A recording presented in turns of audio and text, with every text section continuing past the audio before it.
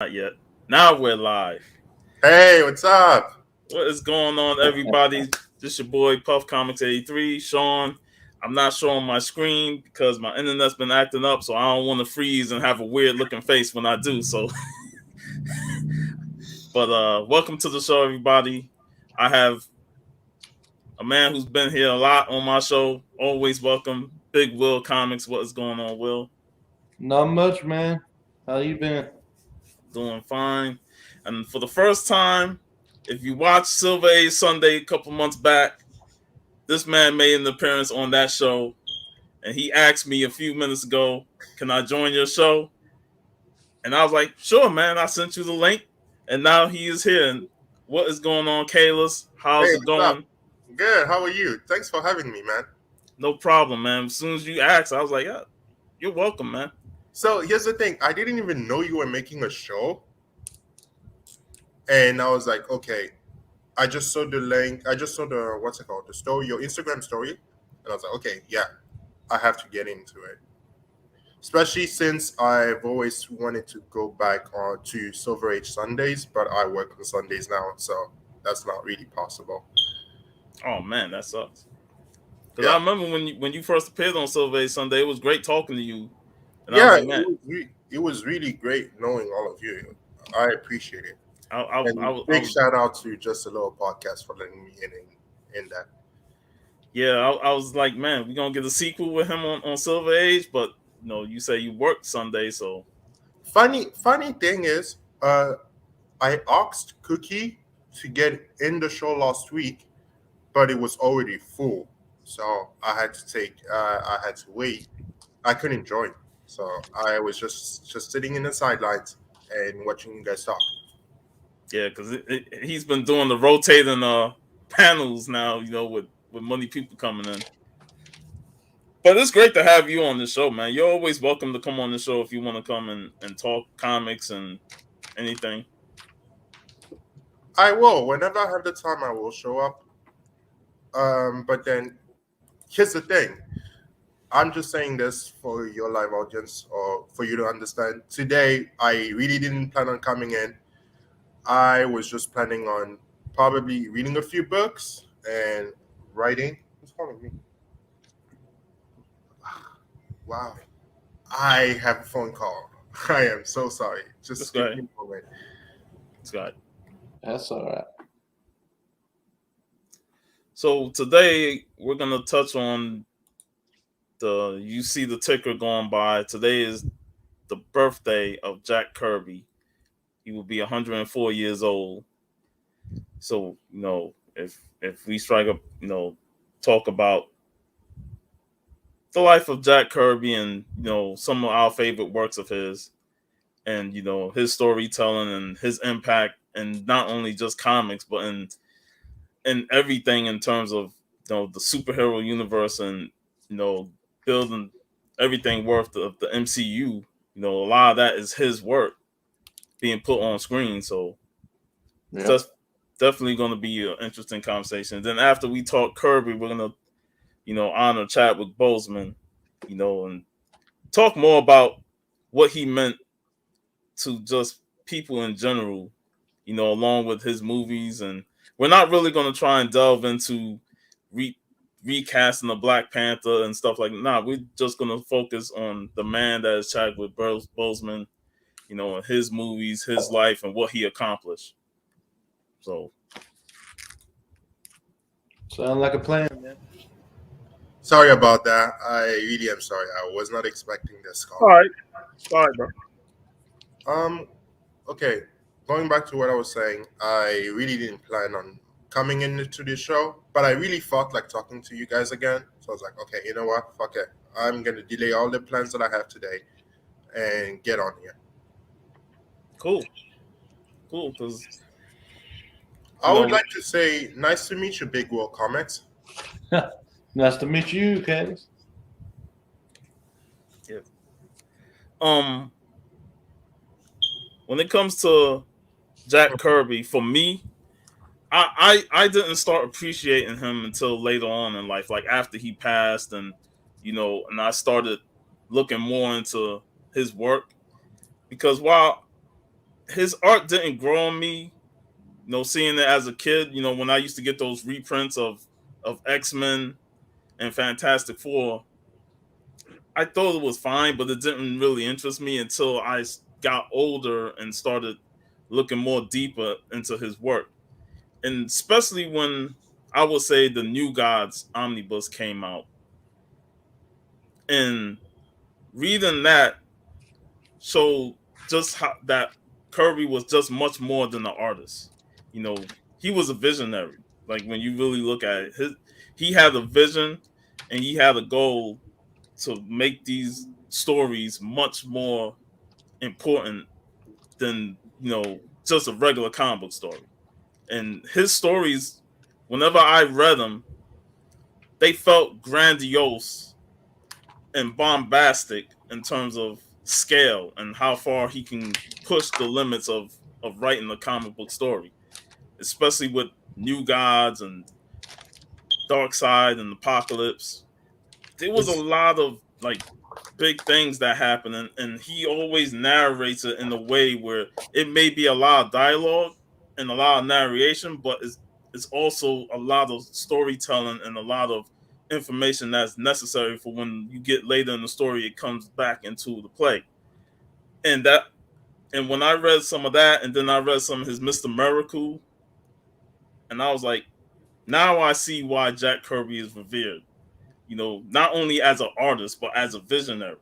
His work really was grandiose and it was spectacular, and he knew how to tell a story from beginning to end, and not lose track of his vision.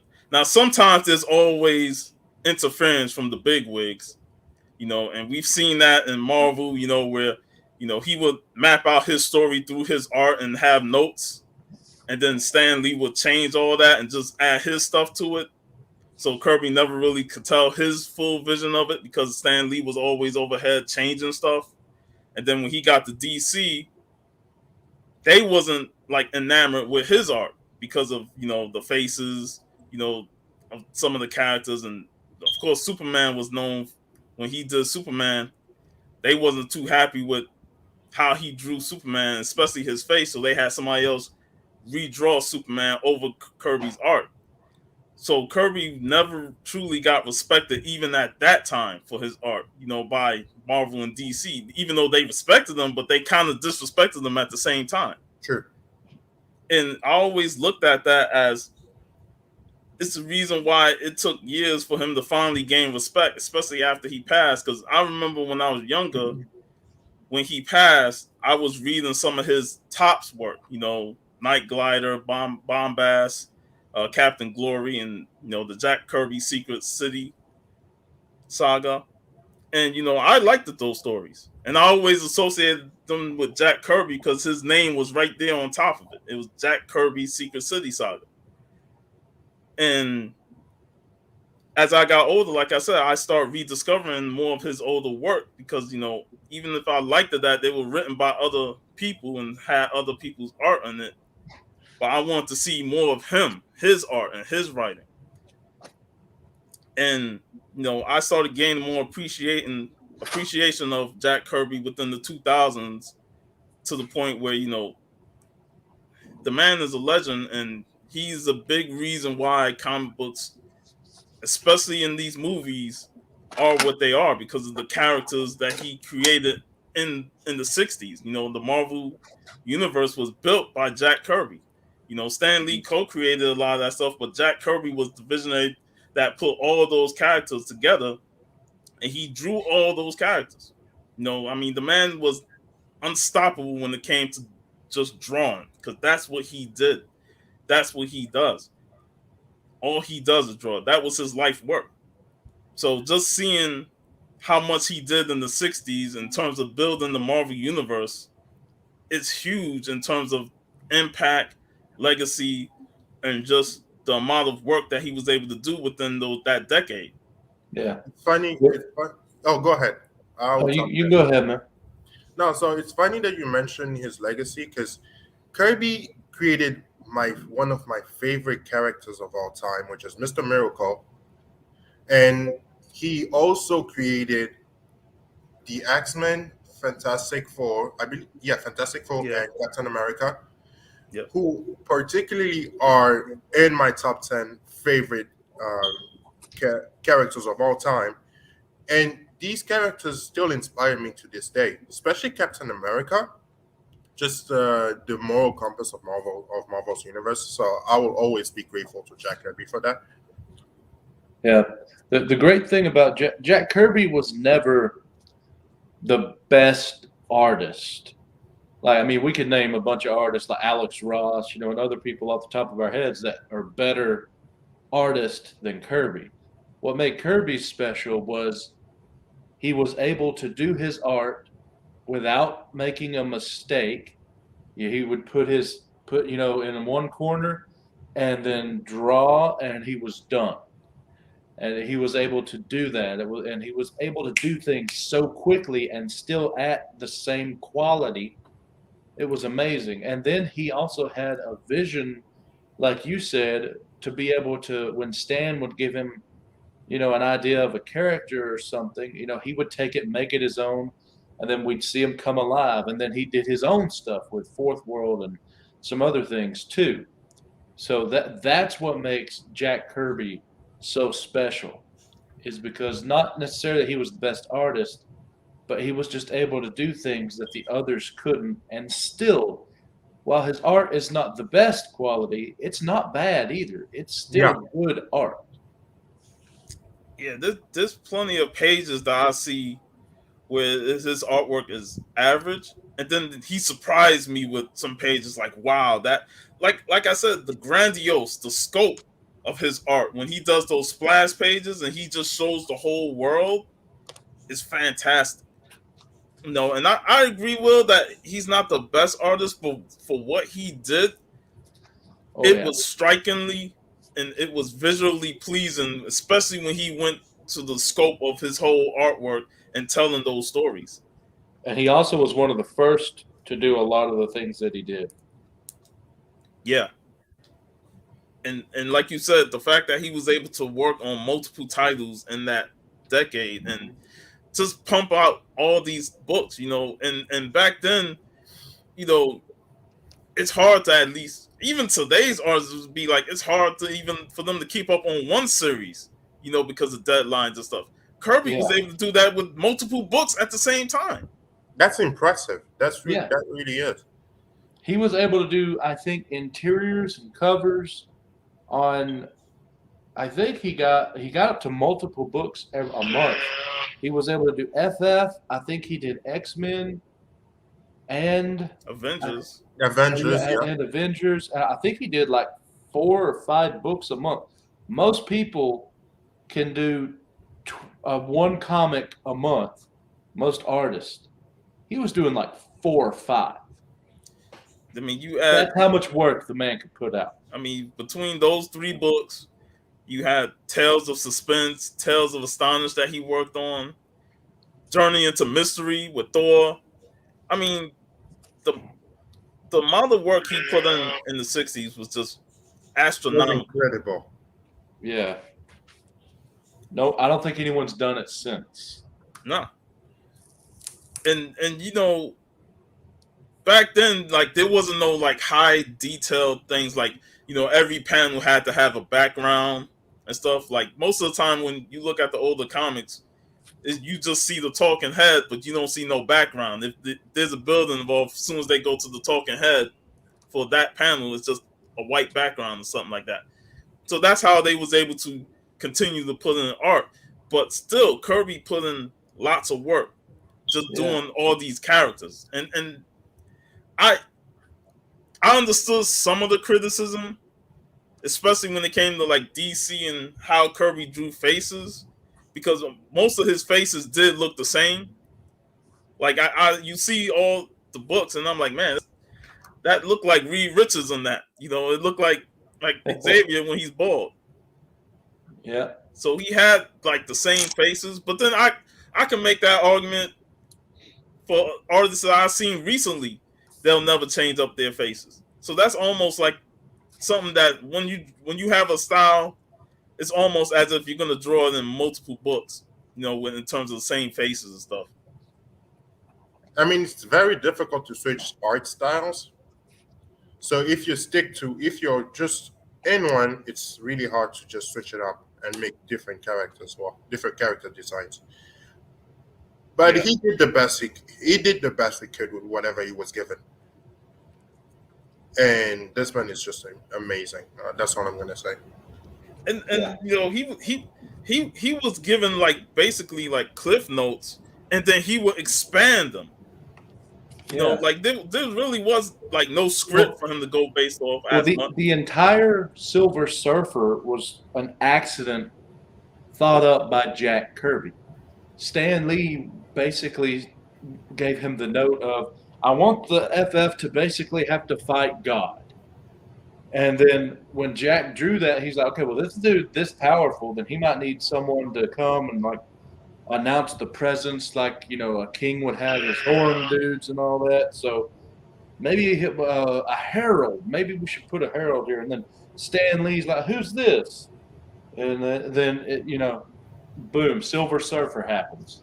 And that was Stan Lee's favorite character. It was just thought of by Jack Kirby by himself.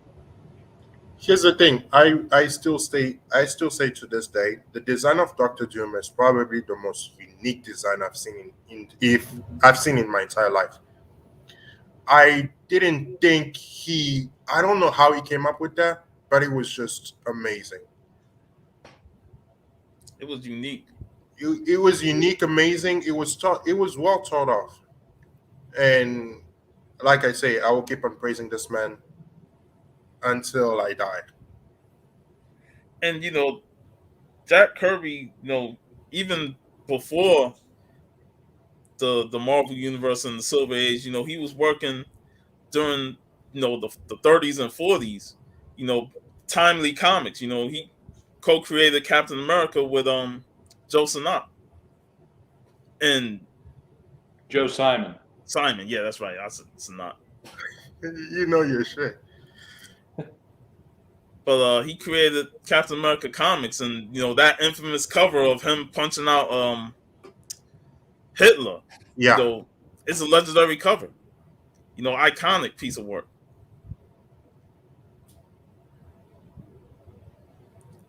So yeah, I'm just grateful. I'm just grateful for his work.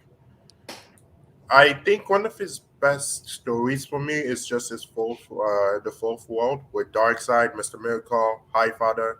Yeah, that I really enjoyed the Fourth World. You know, in terms of the scope and tale that it told, like Orion. Yeah. You know, and all those characters, Mr. Miracle. I enjoyed Kirby's Mr. Miracle. You know, and I like the complexity of that character.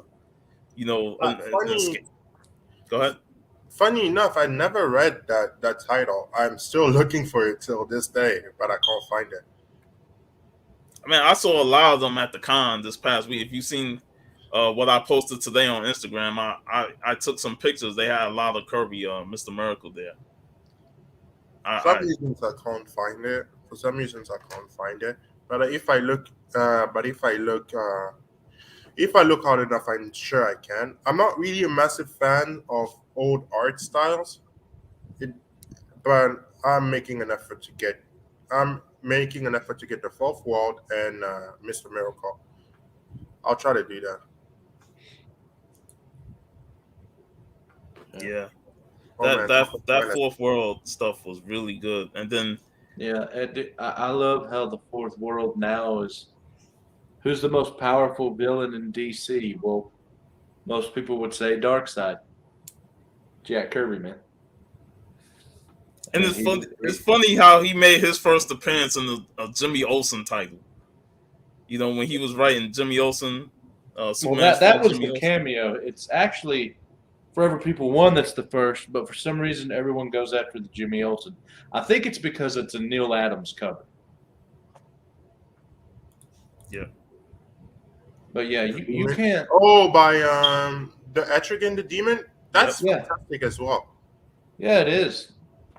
He did a lot of that stuff. In You know the, that- in the 70s, like You know the rhyme of Etrigan. I still have it till this day. I think I learned it like a couple of years ago, and I still memorize it. and it's really like I'm a big sucker for I really like rhymes, whether it's in especially in fictions. Like I say, uh, not deviating, but Scott Snyder's Code of Owls rhyme is one of my best ones. Etrigan is just amazing, and I really like it when writers do those type of things because it brings something unique, and you don't see it a lot of times. Yeah, I like Etrigan too. You Marvel or DC, you can't escape Jack Kirby anymore. Not at all. Not at I all. mean, well, or actually, you can't escape him. You never could because, I mean, if you look at any comic, it's either a character he helped create, or it's something that's based or influenced by him. By his work. Yeah.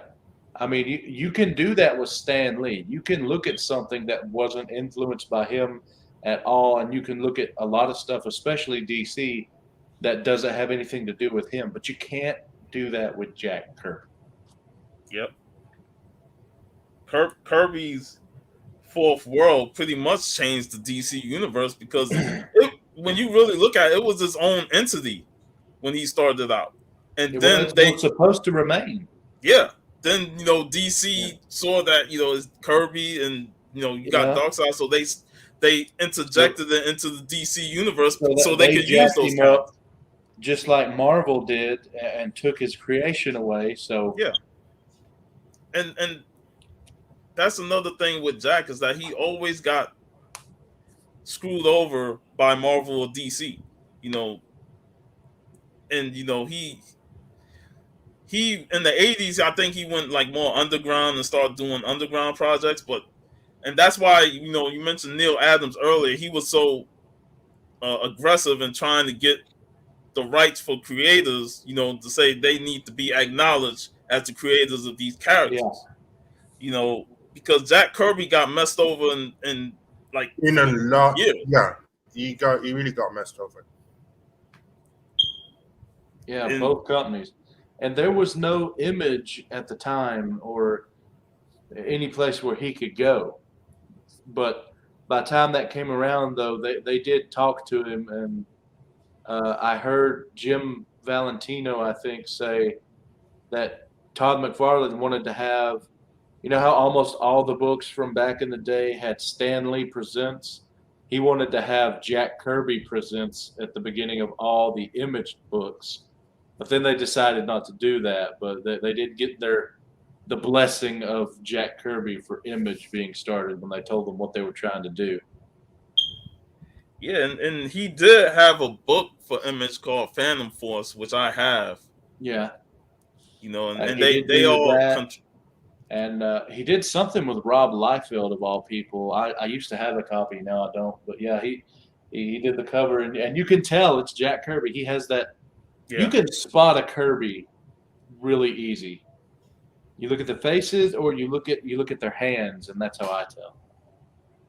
And Kirby, a lot of his covers are iconic covers.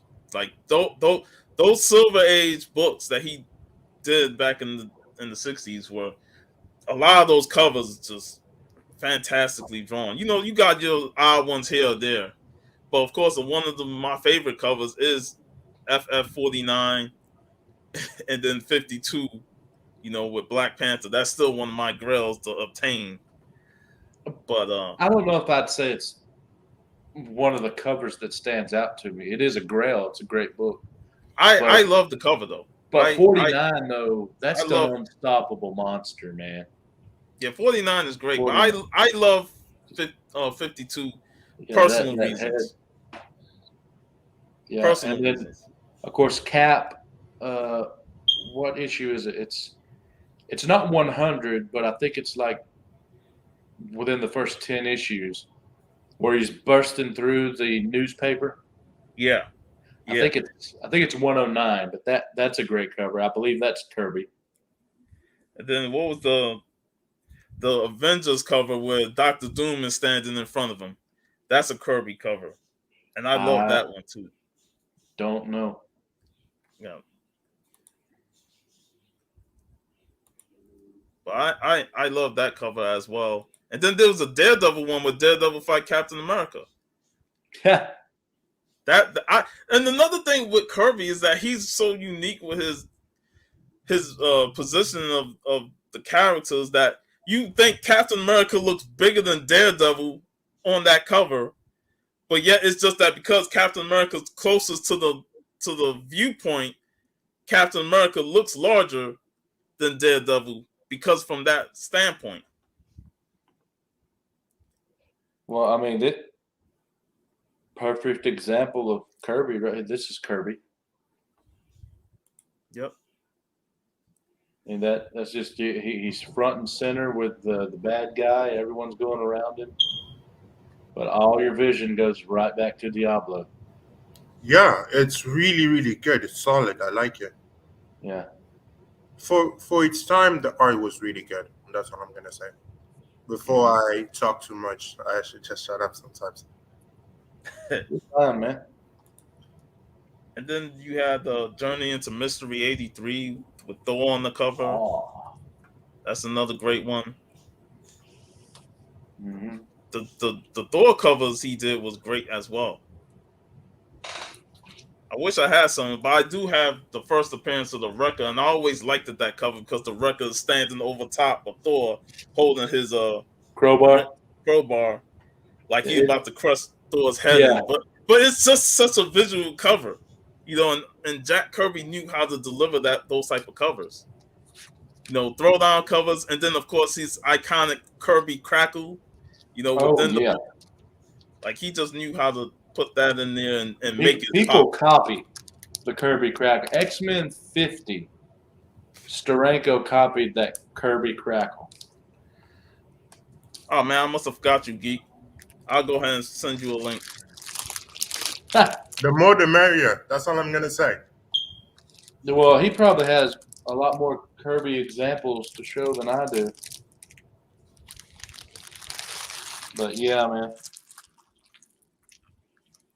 I just went to a shop earlier, and I was looking through, and I don't have any other Kirby stuff. Although Kirby did do the inking in this particular book, so Kirby was also he could also just ink for people in the late '60s and all. You know, he's inked, and then Joe Sinnott would ink for him. He inked for some other guys like Colin, I think. Gene Colan, I think. Yeah. So, yeah, he not only did the pencils, but he could ink.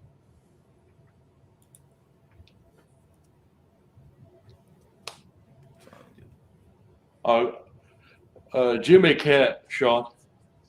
What? He's not home. Oh, damn, I just sent it.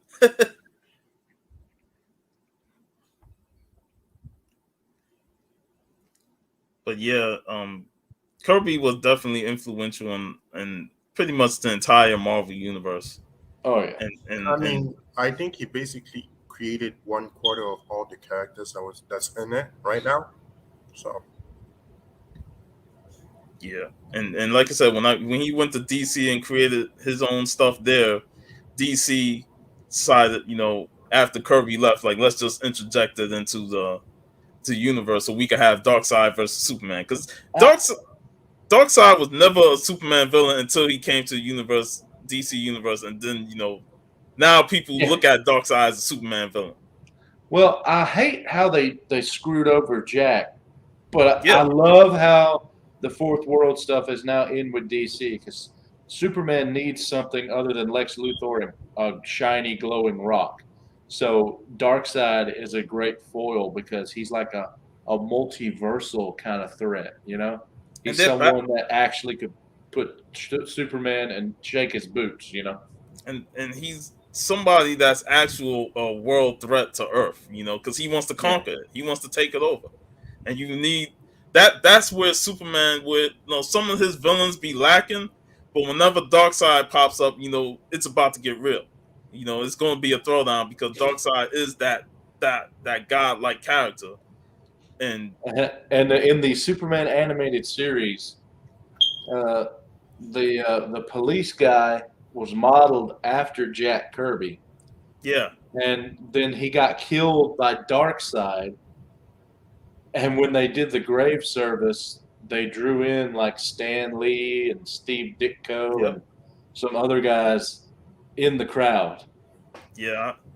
It For took the me years to funeral. notice that, but I knew Stan Lee when I saw him. But that was a pretty creative way to do it, and Yeah. I liked that homage that they played. So I think that that says how influential he is. Hey, What's Jeff. up? What's up, Jeff? It Not says how much. influential he is, and it also says it's an example of how DC kind of screwed him with his stuff because Darkseid killed the Jack Kirby character. Yeah, that. Like I said, Marvel and DC, they do all these things to celebrate Jack Kirby, but they were the ones that drove him away. Yeah. But Kirby's great when Rosetta even references him too. Yeah. But I think Marvel and DC, for all their faults, I think they're much better with things like that now. But back in the day, they could be pretty ruthless. Yeah.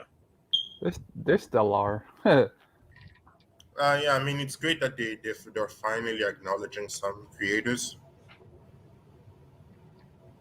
Yeah, they had to acknowledge, especially like talk about Batman and Bob Kane taking all the credit for Bill Finger. That's a whole different situation. I know that's a whole different monster.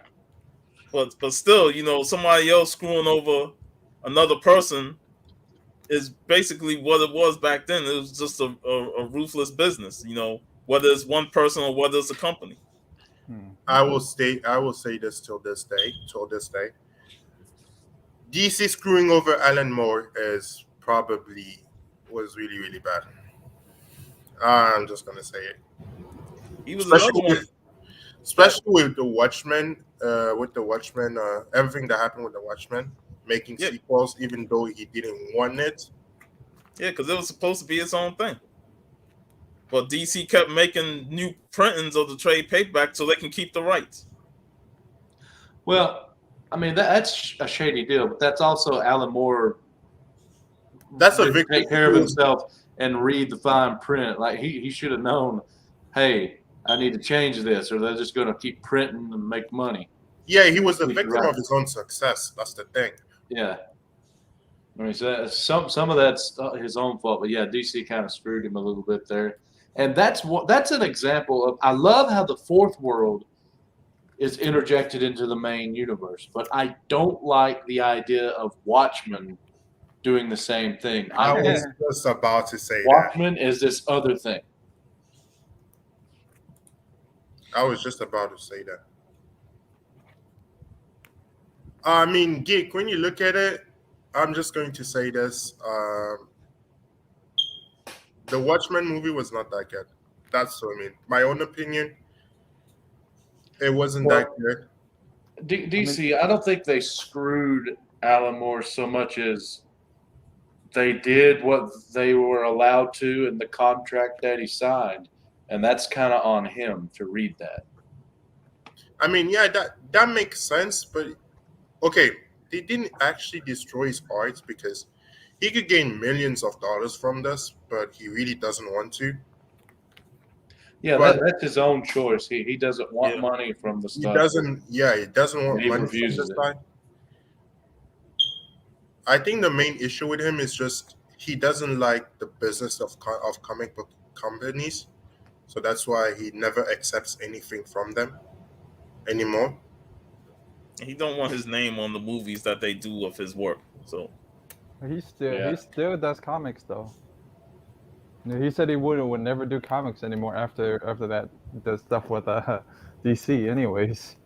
So. Well, no, I think what ended him on comics was the League. No, that was Sean Connery that ended with. It ended his movie career.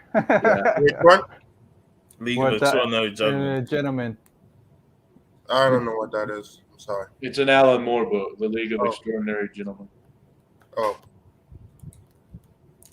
So Jeff, you want to give your thoughts on Jack Kirby on his birthday?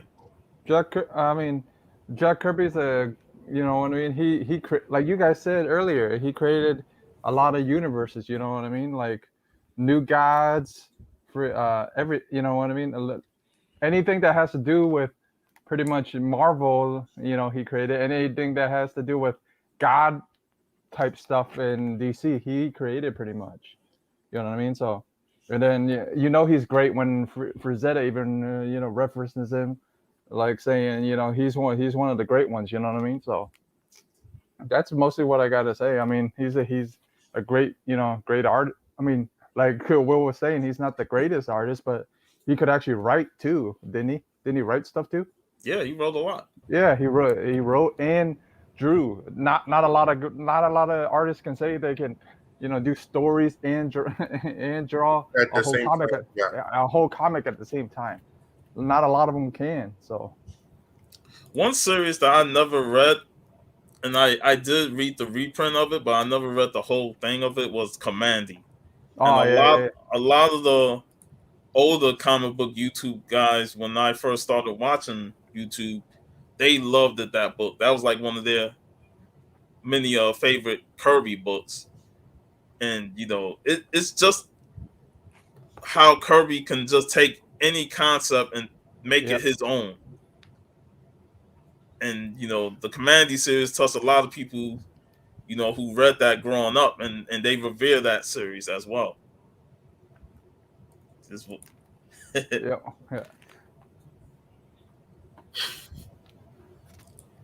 Nope, not today. Yeah, Jack Kirby was just he's a legend in the business. And Okay, so I'm gonna ask a simple questions, and you guys don't think a lot about this. Just answer. Top 3 favorite work from Jack Kirby.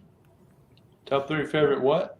Favorite work from Jack Kirby. Favorite work. Favorite work? Yeah, it could be anything from Marvel, DC, and FF, Hulk, and I would say Avengers. Mine are new gods from him, and Mr. Miracle counts as new god anyway. So yeah, new gods. Hey, Silver Surfer, was it by him or no? Yeah, that was him. Silver Surfer. I'm including all that stuff with FF. So yeah, yeah. So there he is. What's up, geek? What's going on? hey, up. Hey, You guys hear me okay? Legs. Yep, yeah. I got them legs. 9'6". Where did you get it? Yeah, Yeah. I love this cover. that's what everybody. 9'6". That's what everybody gets. Yeah, but Steve, no, but Steve gave this one to me anyways. Steve okayed me this one. Nice. Yeah, That's nice. but Slabbed or raw? slab. But looking at it, geek, you can probably press it and it'd be a 9.8. Press it and clean it, it'd be a 9.8. No, it doesn't look like it's been Nice. pressed. I got 2 copies raw. Yeah. Very cool. I got it graded. I have so. 2 raw copies, and neither one of them is going to make 9.8. And Well, this one doesn't got nothing I was talking to color breaking, Thanatos. so. Yeah, that's the main reason That's I brought good. it up. That's the whole reason I brought it See, up. I'm talking to Thanatos on Thursday, and his daughter accidentally knocked his copy off of the shelf, broke the holder. He sent it in to have it reholdered. That like it's no longer a 9.8, and he's like, no. And then all you see is TJ in the chat going, "I'll find you a 9.8" the whole time. Crazy. My top 3 Kirby stories. I know that's cheating. You had time to think about it. You were silent. Well, you know, Geek popped in, and you know, I didn't say it, but you know, I know New Gods is one of them. The Fourth World stuff. You know, Etrigan the Demon. I always enjoyed that character. I forgot about it. I didn't know he did Etrigan. And of course, Fantastic Four. That's fair. I'll give you that. Now, Geek, I would ask you, since we are on the subject of Jack Kirby, your top 3 favorite work. Top 3 favorite works from Jack Kirby. Yes. I would definitely put the Fourth World in there as a whole, right? Because it's kind of its own, you know, masterpiece, not just on an individual title basis. Mm-hmm. the initial Galactus / Silver Surfer origin, even though that's not Kirby, it's Buscema. But Oh, okay. yeah. So I would say yeah, the Galactus Silver Surfer, what do you call that, trilogy? Yeah. But just overall, I mean, yeah, I would say the Hulk would probably be the top, in my opinion. That works. So Fitsex, okay, that works. Respect that. Yeah, Daryl got FF, Avengers, and New Gods. Like I said, the fourth world, like you said, it's at the time when he was doing it, was his own universe, and then encapsulated a lot of characters and stories. Like that Mr. Miracle and Forever People. It was just amazing. I don't know if he was classified as the king before he went to DC, but he certainly owned that once he did. I mean, being able to write and draw the majority of the fourth world titles, Commandy and Demon, that was impressive. Mm-hmm. Mm-hmm. Okay, so as much as I would like to stay, I actually have to go. It was a pleasure talking to all of you. Thanks for stopping Thanks up. for coming. Bye. Thanks for coming. It was great having you on, man. Later. I will be back soon. That's for sure. Awesome. Cool. Okay. Awesome. I Later. enjoy the rest of your show. I know it won't be it would be better than with me, but anyway. Self-deprecation. Later. The hallmark of the comic community. Sorry, what did you say? I said self-deprecation, the hallmark of the comic community. I mean, there's no other way. Okay, so have a great weekend, guys. Take You it too, easy. man. Yeah. But yeah, no, he was even in the 60s called the King. It was Jack the King Kirby and Stan the Man Lee. Yeah, I think it was Stan that gave him the name, the King. makes sense. Well, Stan was a teenager when he was working under Jack and Joe, right? At Timely? Yeah. Yeah. He was teenager. He was 17, no, 18. he wasn't he already in the service when he was writing for Captain America comics? I think when he was writing, but I think he started at like 13, 14. Yeah, And when he then, took over for that, it was. Yeah, then he it went was, to he the was like a war in teenager. like 16, 17 years old, something like that. Yeah. But yeah, Jack has always been older than Stan by. That's if he's 104 today. Stan died at like 95, so I think he's like 5 years older than Stan. What's up, Brian? What's up, guys? Hey, Not much. How's it Didn't you going? go to a Brian? show today? Tomorrow, I'm down in Fort Myers right now. Oh, okay. Fort Sweet. Myers has a show? Yeah. Tomorrow, Southwest Florida Con. Oh, nice. it's tomorrow. Okay. Yeah. I thought it was today. I just finished work and I'm headed over to a comic store on my way home. That's cool. Sweet. But I felt like when Jack went to DC, that's when he was able to flex his muscles real strong with the stuff that he created there, and the fourth world universe was like his brainchild, and he was able to just do all those titles and tell all those stories with his own accord. And though he ain't had to worry about nobody really messing with him, like they did when he did the Superman, and they redid Superman's face because they didn't like Jack Kirby's face on Superman. He did Superman once? I didn't know that.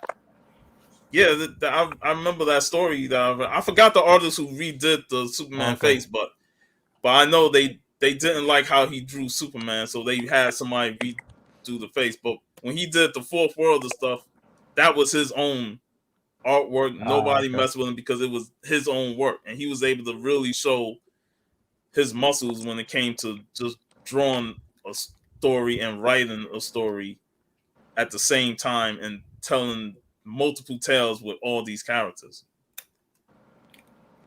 I think it was Kurt Swan, Puff. I think they had Kurt Swan come in and redo Superman that Kirby. he would be the choice. Yeah, of that era. So, Brian, your thoughts on Jack Kirby? You know, because we're talking about Jack Kirby. Yeah. Well, I mean, I don't collect too much of King Kirby, believe it or not. I think Black Panther from the Bronze Age might be the only major thing. I respect so much, of course, of the content and the contributions and the work. I mean, you know, the catalog and the pedigree speaks for itself. Everything that him and Stan created. I just talked about it this week to my kids in high school. That, you know, I told them, said, just stop and think for a moment. Everything that you're consuming on Disney Plus and in the theaters and a lot of modern day comics, I mean, it came from two guys. Just the characters. It goes and goes forever. And then I caught What If second episode yesterday. I'm still an episode behind, you know, with Black Panther being Star-Lord. I don't know if anyone's seen that latest thing. And of course, that's our last, you know, chance to, you know, enjoy Chadwick Boseman. And it dawned on me that, my gosh, Boseman passed away on Kirby's birthday. Yeah, I forgot about that. And then it just hit me after I finished watching that. And it's a great episode. There's a few people that are dogging it on the internet. I don't know what they're talking about. It is a what if, of course. So let that be. I mean, it's not changing anything. It's a what if. And I thought it was great. And I didn't really plan to kind of tear up at the end. I really didn't. It didn't hit me until the end that was the end. So, but it's fantastic. Was fun. And then Shuri or somebody got hurt on set. It sounds like. I did see that. I'm not sure the extent of the injury, but I did read that. Yeah, sounded like one of them got hurt. Oh, somebody got hurt. Yeah. But yeah, that episode was really good, and the tearjerker at the end, and like when you said about Boseman dying the day of Jack Kirby's birthday, even last year I was so like distraught over his passing that I forgot that it was Jack Kirby's birthday. Yeah, I agree. I did too. And segueing into Chadwick Boseman and what he meant for not only just the Black Panther, but people in general, our enjoyment for not only movies but the life values that he gave in his speeches and inspiring people. Man, I was like, that his death really shook me, but at the same time, he really left a mark in his short career as an actor and stuff, because he really made a lot of people feel more important than they think they were, because he inspired a lot of people. And I think the more we go back and enjoy some of his performances, I mean, that's only gonna, set itself in stone.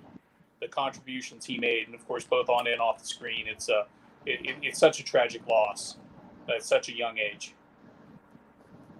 Well, the man was a chameleon. He is Jackie Robinson. He is James Brown. He is T'Challa. I mean, he's a Thurgood Marshall. I mean, the man has so many, and him playing James Brown is one of my favorites. Like, yeah, I love that movie because he really portrayed James Brown to the T. Like, he took that role seriously, and he nailed it. Even though I thought he was a bit taller than James Brown, but the way he portrayed him was just phenomenal. It's one of my favorite movies and performances. Yeah, that's Steve's favorite too, man. Steve always talks about that one when we bring up Boseman. So what is y'all thoughts on Boseman? Remembering him, your favorite movie role of his, and how you felt the day that he passed, since it's been 1 year. Heartbreaking. It was it was.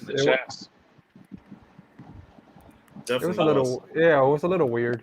I mean, you know what I mean? He passed.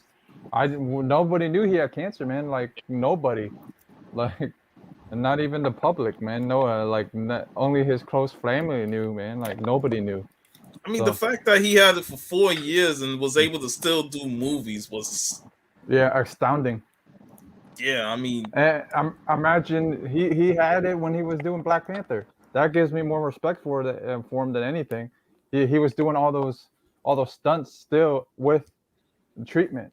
You know what I mean? So yeah, and I can't imagine, having to do those movies and then get treated at the same time. yeah, I've dude, I've seen my mom go through it, so I know. So It's just another I testament to his strength of character. yeah. I mean, to keep his personal life personal.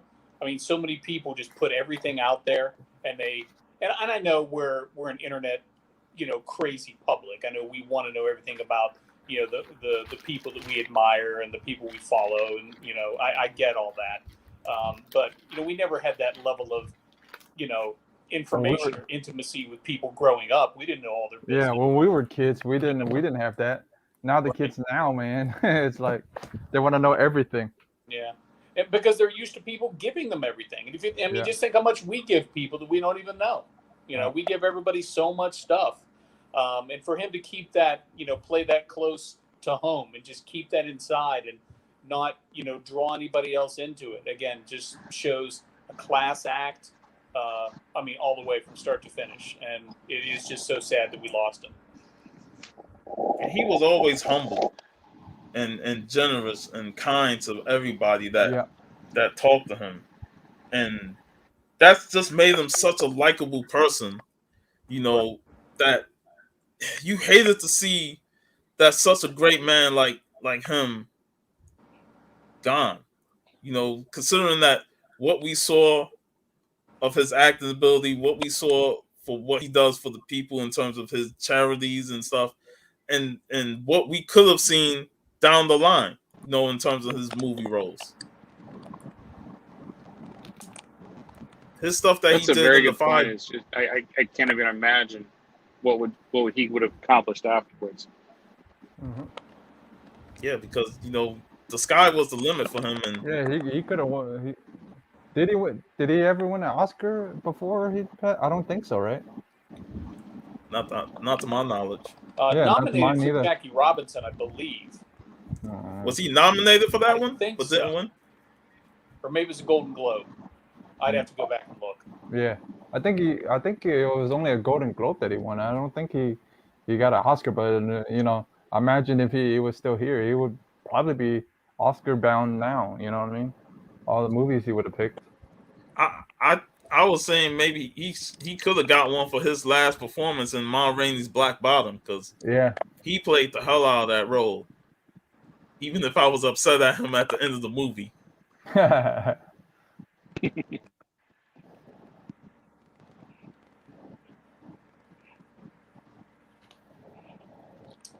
And the silence. No. It looks like he is finally having some internet trouble, so he'll be joining back as soon as he can. Yeah, everybody's been having it. I've been having it all week at the house. Me too. Yeah. Good So work, I Al. don't feel. Yeah, and then a couple. Then my sister worked from home, so it's even worse. So she's calling, bitching at the company, going, "What the hell's going on?" all week. Well, down here in Fort Myers, I guess I'll kind of just shift the gear towards comics a little bit. It's hard to believe there's really only one comic shop down There's here. there's only one out down there. Yeah, there's only Hero Trader, which I went to today and shot video that How was I'll that? put together later. Pretty nice shop. I've been there before. I was down here at this same con in 2017 when I met Jackson Boswick, the original Shazam from the 70s. So, and the con is in the hotel I'm staying at. So just go right downstairs and go to the con. So I'm pumped up about that. But I'd been to Hero Trader before because he's been there. This is his 5th year or 6th year there in that location. But he's done a lot of retail before, and I've talked to the guy before that owns the place. But the other shops didn't make it through the pandemic. There were 2 others, and they didn't make it. The only other one that I recall, they weren't very good. Yeah, the other one that is here is more games than comics. So I stopped by there, and I didn't even shoot any video. They had just a few boxes of comics, a handful of new books, and everything else was all gaming. So even though comics is in their title, they have very few comics. Well, next time Geek comes to Florida, I should be a-okay. Finally. Well, I should hope so. I hope so. Yeah. Mr. Aficionado, where are you off to today? I can see you're mobile. Yeah, 1 second. I gotta get this to work a little bit better now. It's not working at all. I was working, and now I am headed over to a place called Keith's Comics in Schaumburg, Illinois. Okay. He's got a couple of books on hold for me, so I'm going to pick those up. Very nice. I got Steve something. Skeletor t-shirt. Skeletor shirt. Yeah, Nice. yeah. Well, let's hope he wears short sleeves. I found a bunch more stuff. I found another whole box of. I found a whole other box of Conans. Oh boy. For VV. Nice. So I've got those, and I got to send the backpack, Steve's backpack. Yeah, and I got one of his grails off his list too. So so I gotta give it to Steve or send it VV? to him. No, VV. I got one of VV's yeah, so I gotta go see Steve and hand it off so he can send it off with everything else that he has to send off to VV. Yeah. So I gotta get this box out Monday because this week is gonna be a busy one for me. Yeah. Any new books for you this week, gents? Anybody pick anything up? Yeah, I did. I picked I don't really buy new comics. I picked the whole stack up. Yeah, I think Jeff buys enough for all of us. Yeah, pretty much. And I get a pretty decent discount. That's the only reason I do. So yeah. And then I picked up I do these. as well, but I just don't have time to read them. Yeah, me either. Sometimes I'm like, oh man, I pick up too much. These are Sarah Rosetta covers that she did for a Kickstarter. So I got the Virgin and the. Oh yeah, and she did the commission too. I gotta show you guys together. Nice. Wow. Yeah, and It's she like took Queen of pictures of the them. Nile. No, it is a indie comic that is talking about a dog and a rooster. No. I mean, it's an homage to her. Yeah. It's an homage to her Egyptian queen. Yeah. Egyptian queen. That's the homage. Egyptian queen. That's what it was. Yeah. It's her grandfather's homage to Egyptian queen. Yeah, and then she did the commission too for me. And then she took a picture of it. She said she's almost done. She needs to do a couple other things. So. Nice. Will, is that a Jim Aparo Aquaman I saw there? That I believe it is. Bernie Wrightson Hulk. Only issue I think he did. And Doctor Strange. Nice.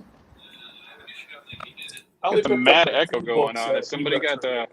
So I have them in my hard case, so I don't have them out. But a couple of Bronze Age All-Star Squadrons, and then I got those Amalgam comics when DC and Marvel teamed up. I found the Doctor Strange, Doctor Fate thing, and then Doctor Strange Fate, Agent of S.H.I.E.L.D. So I grabbed those, all in dollar bins. Cool. Well, that's where they should be, but they're cool books. Yeah, neat to have. I mean, I don't see them that much, and they were in nice shape, so I grabbed them. Yeah. It's a good experiment, to mash up those characters, because I had the Green Lantern, the Iron Lantern mashup. I have had that. I think it was the only one I actually bought when they were on the shelf. It was just interesting to catch that mashup of their shared universe characters. You ever accidentally buy a key? Accidentally buy a key? Yeah, I bought this for the cover. But it's a key. But apparently it's also a key. It's the first cosmic cube. I didn't realize that. I just knew Submariner's supposed to be coming. It's a pretty good looking book, so I got it for the cover. Turns out it's a key, so hey. I thought you were gonna say there's a lot of like small keys in those anthology runs. Yeah. Yeah, I I was get lucky. curious. Obviously, some of the Bronze Age stuff I bought, as a kid. When I Right. started collecting Teen Titans, obviously, New Teen Titans #2 with Deathstroke. Had that ever since. It was on the shelf. Some of the Green Lantern, Green Arrow stuff. Second Guy Gardner. Stuff like that. So those are my accidental keys. I guess I was just buying them off the spinner rack. And then now today they're keys. Yeah. Or, Well, the second Guy Gardner's the first John Stewart. So yeah. And my internet is killing me, man. no, you're not the only one, man. I've been having issues all week. Been messing with me since this morning. It was trust me, man. I've been having it all week, man. Like almost Monday all the way to today, I was having issues. That's why I was hoping I wouldn't have none getting on with you guys. Well, fellas, I hate to stay on for such a small amount of time then go. So how high do you think that? I gotta get out of here. We'll see y'all. All right. All right, See you, Will. Will. All right. Well, see you later. And I think Geek froze. I think. Yeah, he was getting ready to say something. Yeah, and he froze. That's the life of traveling and live streaming at the same time. Yeah. I'm You about to surprised say the something, free Keith? internet at the hotel is so. Yeah, there's a little bit of delay on my end. So I start talking and Will starts talking and he's got precedence. So by the time it gets to you guys. Ooh. No, I was going to say, how high do you guys think that Amazing Spider-Man Annual 1's going to hit now that there's been a trailer out? Yeah, it's gonna hit the People are already stratosphere sharing now. it on Instagram, so I'm like, Yeah. it's trending. Yeah. Again, some of these books I that think I can spike kiss off with the getting it this releases, year. I don't know how much staying power they have. They just spike and then, they don't stay there. Yeah, the older books do True. though. The older ones do. Yeah, the ones that have had steady gains over the years, they stay Yeah. put. But something like- that really didn't get any like- traction, then like all of a sudden, Steve, everybody's selling. Like Steve's first book on his damn Grail list is expensive as hell. FF what was it? FF4. That's I think. never gonna drop though. Yeah, I know. Even with those shitty Fantastic Four movies, that book Yeah, I never know. fell. Yeah. That book 4 keeps or on 5. going up, man. I think what was it? It is Doctor Doom. The first Doctor Doom. Is it 4 or 5? I forgot. I think it's 5. 5. 5.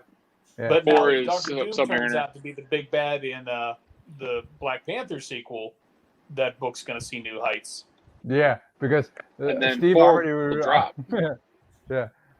Steve's already been wanting that damn book for forever, man. If he is the big bad, I feel bad. Yeah. Right now, I think they're leaning anti-hero with Namor, but if Doom shows up in any way, shape, or form, even if it's in the trailer, say bye-bye to the price of that book. Look at what review says that he can't even get him the German edition. I'm just waiting for them to name drop Latveria. Yeah. Yeah. That alone to be like, yeah, Doom is coming. Yeah. Actually, I think they did drop Latveria in Captain America and Winter Soldier, didn't they? I think. Could be wrong. Internet's having an issue again. You might be right that I don't know if it was it Winter Soldier or was it Age of Ultron whenever they came to take Quicksilver and Scarlet Witch. I feel like it might have got dropped there. Well, that was Sokovia. Right. But I don't remember if they said Latveria or not. Right, when they were attacking. I don't know. But I think you're right. I feel like I've heard it at some point somewhere. But what books are you picking up at Keith's? When they had the agent on the roof. What books are you getting at Keith's Comics? Some old Adam and Hawkman. Okay. And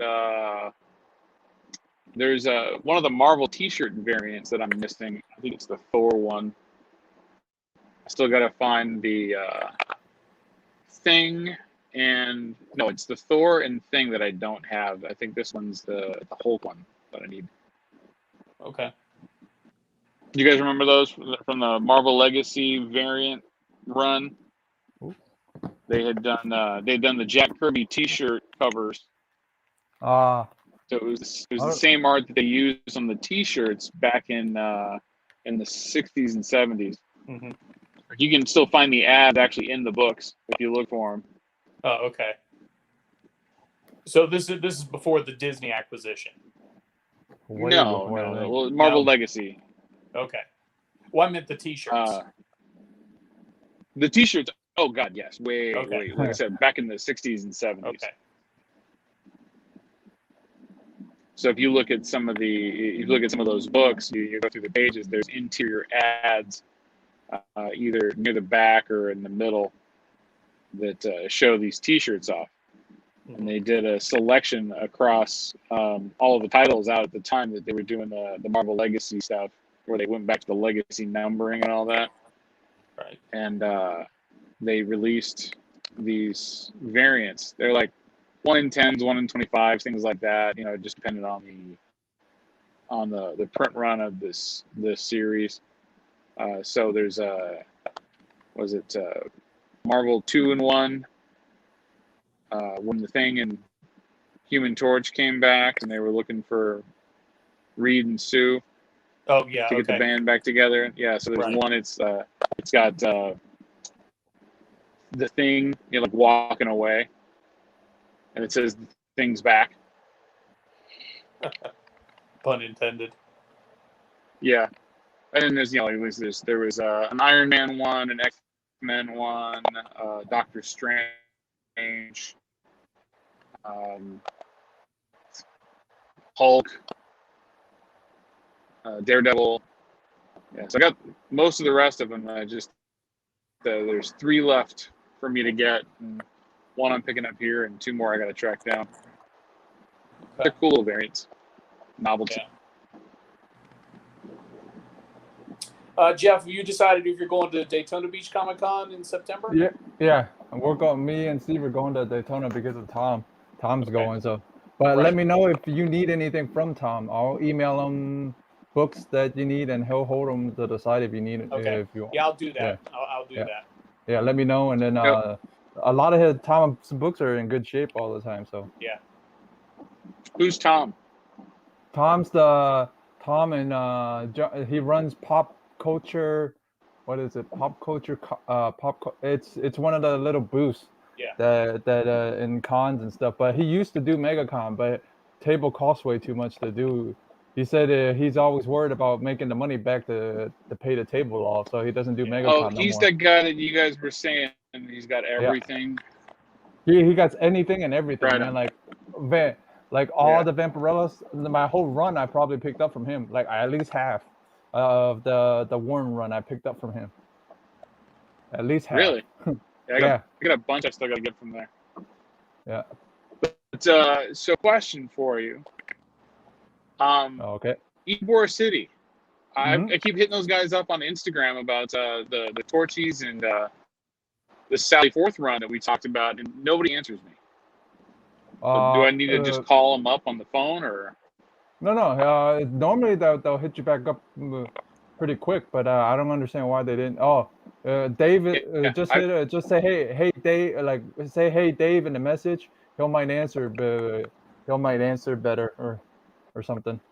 You know what I mean? I'm trying to think which one of those Instagram accounts that Dave is attached to, because like I messaged him one time, I think like on the Dollar Comics. No, as long as because they said no. Message him on the $10 comic something. It's Cedric, or I forget the guy's name. Hey Puff, is it Cedric or is it? I forget the Dave's partner in Ybor. Yeah, I know what you're talking about. I sometimes message him as well. I'll put his page on the private chat, but yeah, so you can message Dave. When you look up Ybor on David, his name is under. You got the 3 Ybor pages, the $1, the $5, and the $10 one, and then you got like Ybor's main page, which is run by David, that has his name on it. Right. All right, I'll check that because I've hit him twice and they haven't responded back. Yeah, I'll, hit it, Because hit I I'll want to send get you those the other Sally Forth person. books. Yeah. I'll send you the other person so you can get in contact with as well. I may just We call the got store you. and just be like, dude. But the funny thing is, they don't really operate a store. They don't really. Yeah, it's just it's just a place to hold their comics, pretty much. Yeah. And it's a hit and a miss. You know, Yeah. like there's even hours. Like, it's weird. Like if you pull them up just on Google, there's hours for the store that they don't even keep at all. No. So Yeah. you have to call It's a- them like, yeah, we're here. We're stocking Yeah, books. or Come whenever by. they feel like it, pretty much. Whenever they feel like it. It's So when do me you and guys Steve- go over there? a lot of the time Steve hits him up and he'll say, "Oh yeah, I'm over here right now. If Yeah. you want to come by," or yeah, that's the only way to get over there. Yeah, I'm only about 45 minutes from him. So if I'm thinking Gotcha. about going, I'll text him or hit him up on Instagram or something. He's like, yeah, we're here. Come by. Yeah, Yeah, that's the only way. I put the page of in the private chat. Maybe you Okay. can contact him and talk to him about it.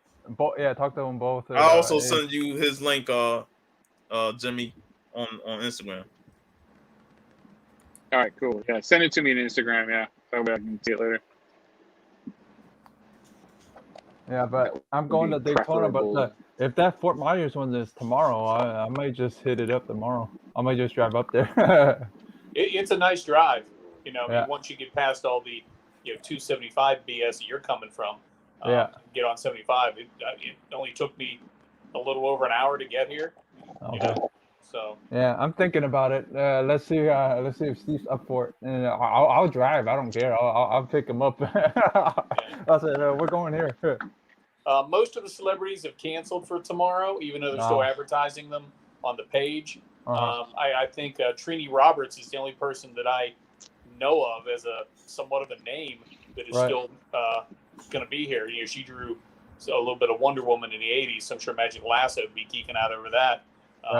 But that's only, Ferrigno canceled, Jerry Conway canceled, even Coco Beware canceled. I mean, not the recognized Birdman. symbol in sports entertainment cancels, then, wow. Not the Birdman. I know. So I thought I was going to get to see Frankie version 8.0. So everybody at that con canceled. I mean, those were the three big names, believe it or Okay. not: Ferrigno, Conway, and Coco Beware. well, for Ferrigno, I think kind of Tom figured DeFalco was would. supposed to be here, so four, but that's it. No, okay. Wow. So, but still, I'm hoping it's good vendor. They're having live wrestling here tomorrow, so that should be cool. There's an independent wrestling How company. does comics and wrestling intersect? I don't get that. You- I don't either, but Hey man, the hunt was yesterday, man. I know. we I know. understand that one, but I mean, I get Biggie and Tony and Kenny and those guys and Jeff, but like I don't get in general why like at a comic convention there's wrestling. I know SuperCon Maybe it's the- down in Miami used to Maybe have it's like the outfits. Yeah. Oh, like they used to have this side wrestling promotion that was there for like a few years. You know, where cosplayers step in the ring and wrestle. I'm like, Yeah. A crazy side, to that is that like one of the guys that I went to high school with, it was like really into comics, especially like Justice Society and everything, actually became a wrestler. yeah, I know one Right. too. But like we were going to one high too. school. I know. Yeah, When we were I going know to high a school, he couple was of not friends. like a wrestler, believe I it know or not, crazy. a lot of wrestlers, like current wrestlers, do love comics. You know, Yeah, like they're big geeks. yeah, they read comics. CM Punk is one of them, and he just returned. He loved comics. He even written comics. I'm like, Yeah. I remember when he written the Thor story, the short story, and the Thor annual, Yeah. and the Drax series. Oh yeah, he wrote the whole Drax series, didn't he? Like Yeah. the mini series that he did. Who's that? CM CM Punk, but most people don't know him as Phillip Brooks. Yeah, everybody knows him as CM Punk. Nobody knows him. When It's you a go little easier to chant. Phillip Brooks Yeah. doesn't roll off the tongue. Phillip Brooks. Phillip Brooks. Now, Look, VV met an artist today, and they talked wrestling. So, Yeah. and Crazy. Al said a lot of us comic collectors are huge wrestling fans. Like I said, Yeah. we talk wrestling, we talk comics, we talk a lot of things. Yeah, we grew up on. If we grew up in the '80s, man, we grew up on wrestling and comics, and comic, cartoons. Freaking Ultimate Warrior had his own comic. Yeah. WCW had comics with what was it? Marvel. Yeah. And there's an episode of Comic Book Man when Christopher Daniels and Frank Kazarian show up, and they market their book to those guys, and they bought 50 or 100 copies from them just to sell in the store. So they were drawing something. Mm-hmm. Yeah. And then you guys see that show Heels? Yeah. It started on Stuff in the Mail. It's filled with guys that played Stephen Amell from Green Arrow. Yep. It's too funny. And then the fact that he actually wrestled at a SummerSlam event. Oh yeah. Cody Rhodes. Yeah, man. I mean, it's a weird, but it's a fun combination. Comics and wrestling. Right. And then Cody was on Green Arrow. Yeah. I mean, like I said, a lot. There's a good amount of wrestlers that love comics. They used to bring it to the locker room and stuff, and talk about the comics and stuff. From what I heard with Christopher Daniels and stuff, and Samoa Joe, them guys talking about comics, and then they go out in the ring and beat each other up. Yeah. Well, look, Roman Reigns, they call it the Superman Punch. Yeah. So you're hearing. I mean, that's like free advertisement for the Man of Steel every Friday night. Yeah. Yep. Too funny. Yeah, there's a lot of them. Seriously? Yeah, there's a lot of wrestlers that are fans. What was that, Jimmy? Dude just comes across 2 lanes and cut me off into the turn lane. That's nothing new, man. That's Florida. That's Florida drivers for you too. That's every day for Florida. Don't get me started on Florida, man. That is the scariest driving I have ever seen, and I spent time in Vegas. And that's all out of state, man. A lot of them were out of state people. Out of state, a lot of out of country people. Yeah. Even Big Lion Cat talked about Florida driving. I was like, yeah, that's Florida. Yeah, that's Florida for you. Bad. Yeah. Sometimes I hate driving. I'd rather go back to New York and deal with fucking subways and stuff. Yeah. Right. Oh yeah, Puff. Sarah took a picture of the commission she's doing for me. Oh, look at that. Yeah. She's not done yet, but she's almost. That is nice. Yeah. And she wanted to do it in her own style. I said, go right ahead. I like it. Yeah. That is nice. Mm-hmm. Yeah. You made a great point, I think, Jeff, in one of the other shows we were talking about, that getting these early works of hers is she's just establishing herself. Yeah. I know you were talking about the Red Sonja book that you got, and now it's like what, $200-$300 on eBay and stuff or whatever. Yeah. So, you're really gonna have some valuable stuff, both sentimentally and monetarily, with her collection. Yeah, because honestly, I was messing around and I was looking online to see what the book was, what this one, but Puff picked up the other one, picked up the one from MegaCon, right? Yeah, that's a beautiful book, man. Yeah, you picked up the one from MegaCon. The one from MegaCon is more expensive than this one. I went looking at it. Which one was that? It was like the one, the Red Sonja with the dragon on it with the fire. Yeah, it's the one that she did with Clayton Crane. Yeah, the Crane did the monster, but she did the woman. You can tell she did the lady. You can tell she did Red Sonja. Let me blow you up for a minute. Yeah, you can tell she did the Red Sonja, and then Crane did the monster. Yeah, hopefully I'll get a chance to meet her. Yeah, you will. And Jeff, you got that one up at Yancey Street, right? Yep, I got it up at Yancey Street because when I messaged her when she was gonna go to MegaCon, I was gonna have like a Puff or one of them pick up the commission. Mm-hmm. She goes, I'm not going, or because and then the day, like a couple of days before, she said she had got COVID from her sister, so she wouldn't be able to go. Man. Yeah. Damn. So, yeah. And people were saying, "Oh yeah, we saw her there on a." No man, you guys are lying. She wasn't there. Yeah. Well, believe it or not, because there was Really? when Puff and I, when he was getting Jace's book signed by Clayton Crane, there was a lady there that I think was it may have been his wife, I'm not sure. No, but if you do a quick little look, and if you don't know what Rosetta looks like, you might have thought that was her because she was in that booth advertising that booth with Clayton. Yeah, So it was. if people were April. saying they saw her, they might have been seeing his wife and or assistant. It's not an assistant. It's the person that runs Black Flag Comics. It's April or whatever her name is. Okay. Yeah. I know the one you're talking about because if you take a quick glance at her, she looks like Sarah a little. Yeah. If you take a quick glance. Especially if you never met her, you just have like a idea in your mind, like, oh yeah, I think that's her. You know. Yeah. Hey guys, I'm gonna pop into the store and do some business, so I will catch you guys in a bit. All right. See you in a little bit. All right, Jess. See you, man. All right, man. See ya. Yeah, but the other cool thing about Fort Myers down here that I didn't know is PGX is down here. Oh, and I didn't know Scout that. Comics is down here. Oh yeah. I forgot about that. Yeah, they're both down there. So when I was just searching comic book shops around me and stuff, and we found the Scout one. has a. You should go to Scout. Scout has a little business front. Oh, see, it didn't seem to me. I couldn't tell if you could actually walk in there or not. Yeah.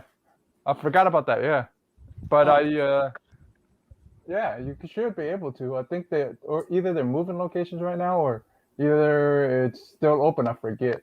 Yeah. Well, maybe when I'm done here, maybe I'll punch it in and see because I didn't see any hours on the thing they were listed there. I mean, I don't know. I could dig a little deeper and see what I can turn up. Because supposedly they're supposed to be there's supposed to be a storefront for Scout. Okay. Over there. That's what I remember. Did you get down to Fort Myers today, right? Yeah, I got here today. So did you hit any shops? Yeah, I went to a place. You were kind of in and out. I went to a place called Hero Trader that I've been to before. He's been here about 5 or 6 years. Really nice guy. Shot video. There'll be I'll do a piece on the channel in the next week or so with that. But I got a few. My books are in my hard case. I don't have them right here. Got a few All-Star Squadrons and some of those Amalgam books I was telling Jeff and those guys and Will a little bit earlier on. But there was a couple other shops. They didn't make it through the pandemic.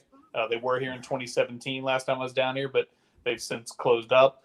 And there was another shop that is advertises comics, but it's probably 75% gaming and games and 20% comics. So, jeez.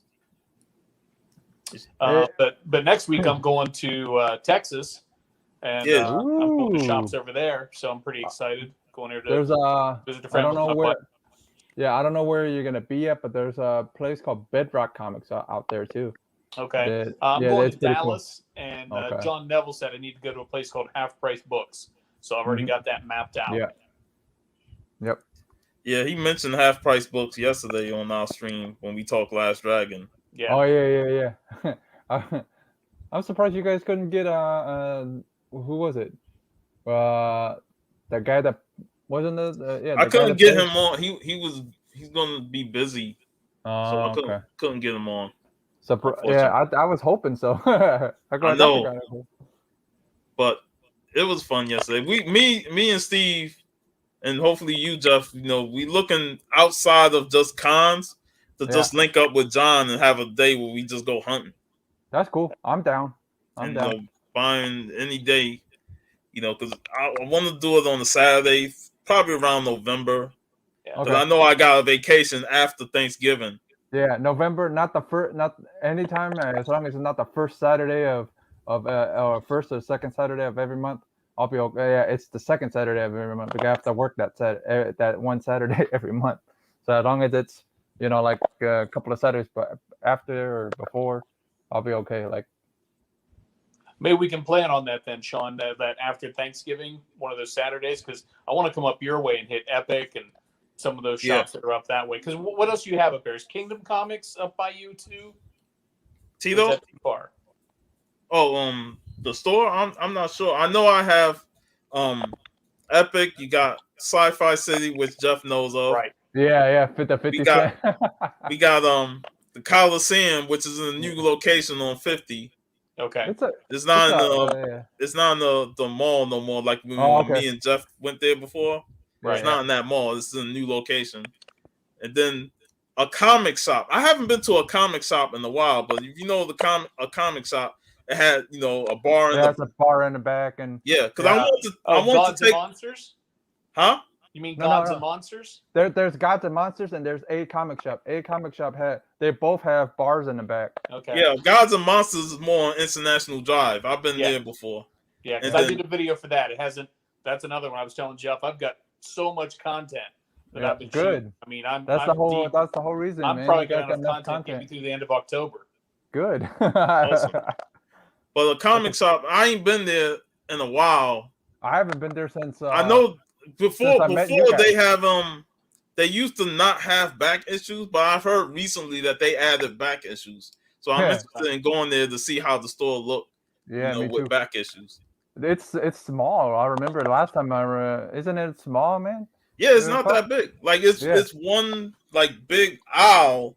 Yeah. But you wouldn't think it'd be enough to hold back issues because in the middle they got their trades and stuff, and the walls are full of comics. Yeah, and then they got a little button to push, and their bar the door opens. The bar is in the back. And I know. I used to watch Aaron's videos. I don't know if he still do them on YouTube, but I know he had that frozen statue of Han Solo, from Star Empire Strikes Back. So that was always a cool thing whenever I went in there to see it. But I ain't been there in like probably 4 years, so I need to revisit that place. I mean, whenever Disney starts offering that as a way to die instead of cremation or burial, I'm hoping Disney starts freezing us in blocks of carbonite, and we can just, put ourselves in our living room or something. I mean, I'm down for that. Freak out the grandkids, man. Yeah, that's your granddad. You know who that is? That's Uncle Brian. They look up, they go, oh. And I know there's a couple of shops that's like further out from me. I know Acme and Longwood. That's a huge shop. I've always wanted to check out the Acme one because I've always seen stuff about Acme. Yeah, I definitely want to run out there. I know there's a comic store that I used to like shop at when I was at MegaCon. That's up in Sanford. They used to be at MegaCon and sell cheap omnibuses and stuff. So up in Sanford, then you got a couple of shops in Altamont Springs. Yeah, there's a lot of shops. There's a lot of them out there. It's just got Living Dead Comics on Curry Ford Road. Yeah, I have been there. I've been to Living Dead. That's another one. I'm gonna edit that one and put it in October because of Halloween, obviously. Yeah. But it's a lot of shops out there, and then plus we'll make plans of coming. Coming down to Tampa, and then we'll make a plan coming up to Orlando. You know what I mean? To 2 weekends. I haven't been to Living Dead Comics. I brought books from them, but it was more at the cons. Okay. That's where I got my Conan 23 First Red Sonja. I was able to get that at the Orlando 20. I need to get second. I need to get second Red Sonja. You got. But I have not been to the shop, and I know I haven't heard of good things about that shop. It's fine. It's like obviously I'll do a video with it. There's nothing wrong with that shop. It's a little narrow. It's a little tight. I actually think their presentation at the cons is a little better than what they have in the shop. Because they got more room at cons to put out what they got. You know what I mean? Like you said, I've seen photos. I've seen photos of the shop, and I was like, man, it's pretty tight. It is. It's tight in there. Yeah, that sounds like Green Shift over here. Green Shift has like records, guitars, and stuff like that, and comics. So and then that little hallway back there at Green Shift, man. Yeah. I don't know, with my quarantine 15 I gained, I don't know if I can fit back there with the Green Shift anymore to go shopping. No, Green Shift. How long has it been since you've been to Green Shift? It's been a while. It's been a good 4 years, maybe more. Okay, they moved locations. They're even smaller now. Okay. Yeah, so they moved. Smaller? Yeah. So because the place he rented, or you remember, it was a wooden structure thing. Right. That thing's gone, and it's something else now. And he had to move down the road a little bit from that or up the road a little. I forget it. I think it's up the road, and it's in a Chinese food place, and and he's right there. I'm like, dude, this is small compared to.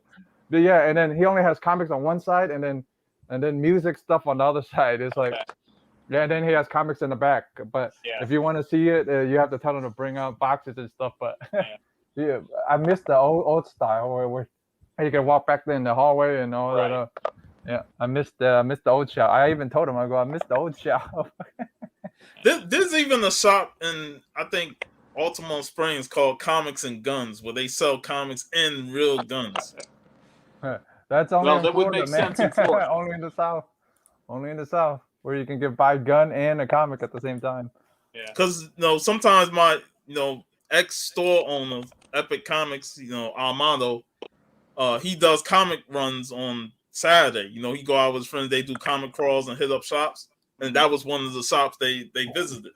We need. I was like, we need to come up with the stuff and just do that for one whole day where we crawl. I do want to hit up some of the shops in Altamont Springs and Maitland. Okay, so next time me, Steve, and Brian go up there, yeah, we'll do that, and then next time you come down here, we'll go. What shop have you not been into Tampa yet, Puff? Well, Yancey Street I haven't been to yet. That's further away, right? Next time we'll take you to Yancey, depending on Yancey Street South, we'll take you to Chad's, and then the other Yancey is it's way out further than that one. But we'll take that's a hall. The one in the mall, that's a yeah. But that's you can even just hit from Yancey Street South, or go from there, and you'll hit it. And what about the shop that Brian's going to be doing this upcoming Wednesday? Big Reds. Big Reds, we'll take you out. That's right by Steve on 56. So we'll take you out there, and it got toys. So we'll take you out there. We'll take you to Yancey next time you come out, and then we'll take you to. I'll take you to one, because I've been wanting to take Steve out to Wonder Water. Yeah, I'll take you and him out to Wonder. Byron knows it, Wonder Water, because they're both in there. Because Steve is in the cards. That's the main reason I want to take him out there. It's because of the cards. Because he's into cards, so and he could get all his card supplies pretty cheap out there. So, and then Wonder Water's he's been there for a long time. I forget how long, but he's been there. My boy Freaky Louie, he turned me onto that place. Yeah, we gotta hook up with Freaky Louie one day. Yeah, too, man. Yeah. I know we keep missing each other. He and I talk quite a bit, but when we go out to Wonder Water, just hit him up. Just hit him up whenever you come down here, and then we head out to Wonder Water. We'll hit him up and see if he'll come out to Wonder Water, because I think that's gonna be closer to him. I think. And I also want to hit up Steve's shop. That Byron recently. Comics spot. Okay. Yeah. We'll then. I feel like this is something that we can do like every 2 to 3 months. To give it space it out. Yeah. And then we just get together and hit it, because. One day we can, go to the West Palm Beach and have a day with Cookie. Yeah. And hit up shops there. And hit up Hialeah and stuff, and we'll all jump in, and then me and Steve done that plenty of times. Where Steve, I jump in the car. Steve goes, "Yeah, where we going today? Miami." I'm like, "Okay." I'd like to. I haven't been to Miami since. I'm trying to think. I think 2002 was the last time I was in Miami. It's been a long time. 2005 was the last time I was there. Yeah. All right. So yeah, we'll plan it out, but we have to plan it out with Steve. We're in the mix, but we'll plan it out. And we're going to hit up, for sure. I'll probably end up be the one to drive, since Steve's truck might not make it out to Miami this time around. And when we get down there, we're gonna have to drag 90 away from Daddy duties, to hang out with us. Yeah, I haven't seen 90 in forever, man. Since the last time we've been out. Oh, the last time we've been up there, we're with Bueller. Yeah, that's the last time I seen him. I gave him the last Ronin issue 1. Did you guys watch any of Bueller's auction last night? Yeah, I watched some of it.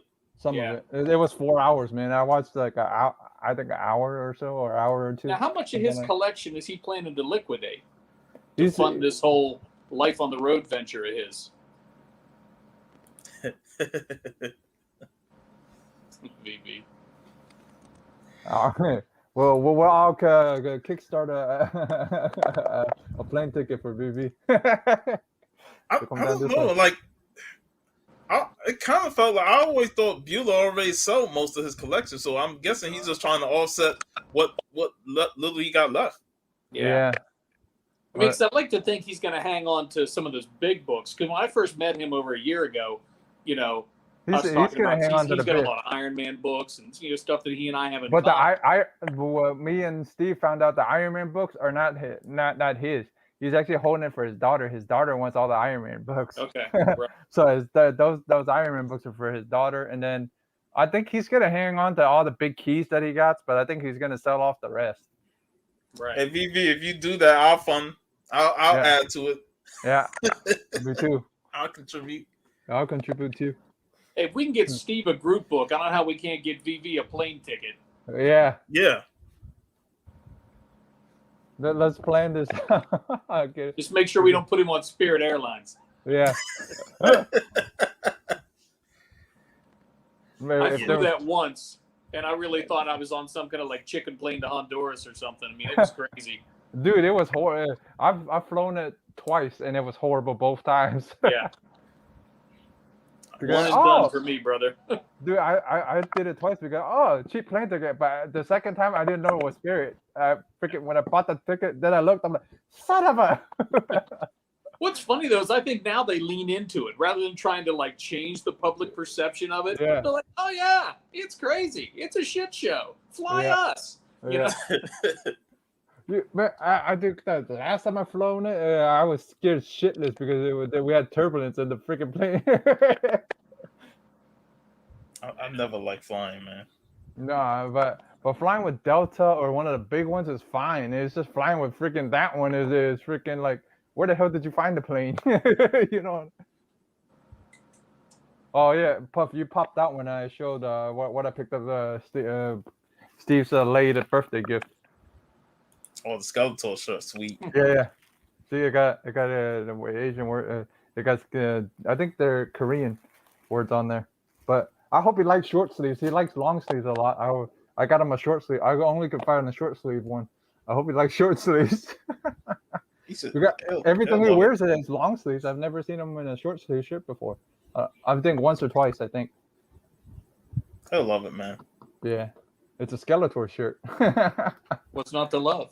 Yeah, I saw the Skeletor one, and then I saw the freaking He-Man one. I'm like, I would get the He-Man one for Jim, and then the Skeletor, and then Steve the Skeletor one. Have you guys watched the Netflix series that everyone's like having a fit over with Kevin Smith on Netflix? Have you guys watched it? Yeah, I watched a little bit of it. Is the criticism well deserved? I mean, I'm familiar with the He-Man stuff from the '80s, the Filmation stuff, right? And I know Boat is a big fan, obviously. But the big thing with mine was with Skeletor's voice when people heard it. Some people said it sounded like the Joker in Skeletor's body. It is Mark Hamill. It's Mark Hamill. It's Mark Hamill. Yeah. But I wasn't one of the ones that said it. I've just watched a lot of reviews online. A lot of people said it sounds like freaking Joker in Skeletor's body. That's what I heard. But Skeletor. Isn't Alan Oppenheimer still alive? The original Skeletor? Yeah. He's still alive. Yeah. I saw him at MegaCon a couple years ago. Yeah. He was at MegaCon 3 years ago. No, it was TampaCon you saw him at, wasn't it? No, it was that was when I met Kevin Conroy. Oh, okay. I met Kevin Conroy, Maurice LaMarche, and David Hayter, and Alan was right there. Yeah, it was Boat and freaking Steve that met Skeletor at Tampa. Because it was funny because I got Steve a print. I told Steve to take it out of the holder to have him sign the print. Steve goes, nah, I'll just have him sign the holder to on top of the holder. I go, you gotta pull the print on and have him sign the print. But Jim pulled the print on and had him sign the print. So when you look at Steve's holder, his holder has a signature. I laughed. I'm like, yeah, that's funny. That's how I feel about it. It was a fun show to watch. Mm-hmm. I see people's issues with it, but I didn't mind it. I went through it and it was pretty cool. I didn't mind the show. It was more like setup for what's to come. Mm-hmm. Okay. I Well, maybe just I'll watched give it a other chance. people's Like I said, I watched haven't other watched it, people's but reviews. I've It was seen funny. I've seen all the fallout online. I didn't know how warranted Nah. it was, because I know there's certain channels that's how they make their mark, and that's how they get their rocks off, by just crapping on anything and everything. Yeah, they like crapping on stuff, and when they crap on stuff, they make the They views. they know it's going to get them views when Yeah. they crap on stuff, so they Yeah. try and be as negative they can, because Right. people who agree with them is going to jump on. Yeah. Mm-hmm. It's a whole mindset thing, And, Yeah. But see, that's what I'm not about that. That's what I was telling the guy here at Hero Trader, because he's like, hey, hopefully you give me a good review, whatever. And I said, man, if I ever happen to go into a shop that I don't necessarily care for or think anybody would like to see, I just don't record any video. I'm not out here to trash anybody. I'm not out here to because that's somebody's business. No matter where I go in there, that's their livelihood. That's what they do. And if it doesn't ring true with me or what I think people would like to see, I just, I go in, I shop, and I leave. I don't make a video and put anybody down. That's not what I'm about at all in life or on what I do in YouTube. So, I try to be positive. We all try to be, man. We all try to be positive with it. Yeah, I mean, all of it, man. You want to go into a shop excited to see what they have, and if the shop is below what you expect it to be, you're just gonna walk out disappointed, Right. And look, we liked that VNC collectible shop for what it had. Yeah, it looked great, but it was just that pricing on the sign that kind of turned us off from digging in for some comics. Right. But other than that, I wouldn't mind going back in there just for the collectibles. Sure. So for that alone, I'll be like, I'll go in there and look at the collectibles. They have some decent prices on the toys and the retro games.